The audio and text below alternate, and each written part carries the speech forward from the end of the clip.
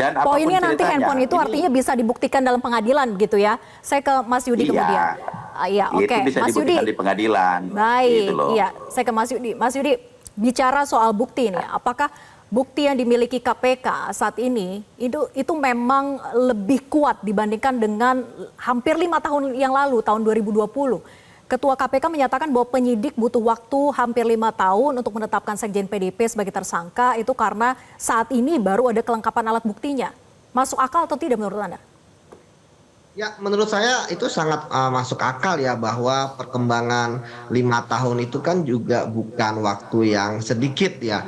Bahwa dalam upaya-upaya penyidik untuk kemudian mencari Harun Masiku, ya tentu mereka melakukan serangkaian tindakan penyidikan, pemeriksaan saksi, ya kemudian penggeledahan, penyitaan dan tindakan-tindakan lainnya yang tentu menambah khazanah ya bukti-bukti baru yang dimiliki oleh KPK sehingga ketika gelar perkara ya berhasil menetapkan tersangka yaitu Pak Hasto dalam perkara suap dan perkara merintangi penyidikan.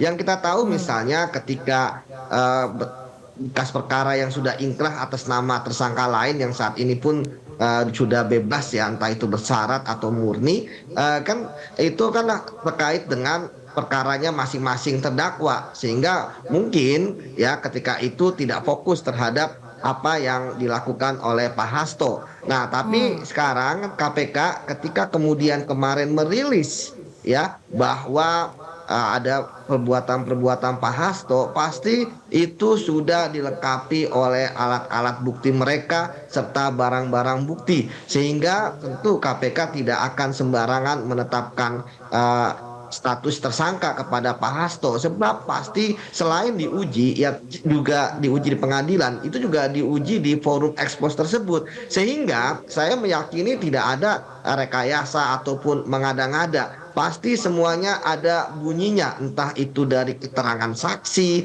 entah itu dari dokumen ataupun dari barang bukti yang memang KPK tentu tidak mempunyai kewajiban untuk menyampaikan kepada publik ya ketika konversi pers mereka hanya menyampaikan terkait dengan apa saja perbuatan-perbuatan yang kemudian mereka yakini bahwa itu adalah perbuatan yang bisa ditetapkan sebagai tersangka dalam kasus suap terhadap komisioner KPU dan juga perintangan penyidikan atau pasal 21 Undang-Undang Tindak Pidana Korupsi. Seperti itu Mbak Vera. Jelajahi cara baru mendapatkan informasi. Download Metro TV Extend sekarang.